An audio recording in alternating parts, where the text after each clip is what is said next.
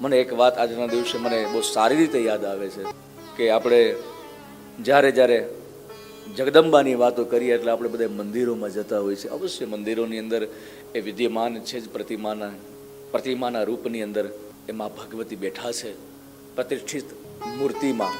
એ બધું બરાબર છે, એ કરવાનું જ છે.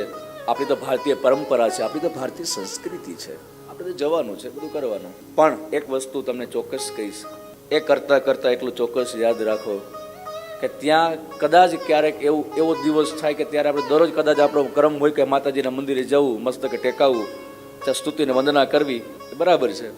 પણ કદાચ એ ન થઈ શકે ને ભૂલાઈ જાય તો આજે હું વ્યાસપીઠ ઉપરથી જવાબદારીપૂર્વક કહું છું કે આપણી જે જનેતા છે, આપણી જે માં છે, એ માં ના જો ચરણ સ્પર્શ થઈ જશે તો હું આજે જવાબદારીપૂર્વક કહું છું કે કદાચ એ દિવસે કદાચ મંદિર જવાનું ભૂલાઈ જાય ને કદાચ મંદિરે નહીં જાય તો એ માં ઘુમ્મટમાં બેઠેલી અને મંદિરમાં બેઠેલી માં એ હલાવી લે કે તે તારી માતાના ચરણ સ્પર્શ કરી લીધા તો તારે હવે મારા દરબાર સુધી ધક્કો ખાવાની જરૂર નથી.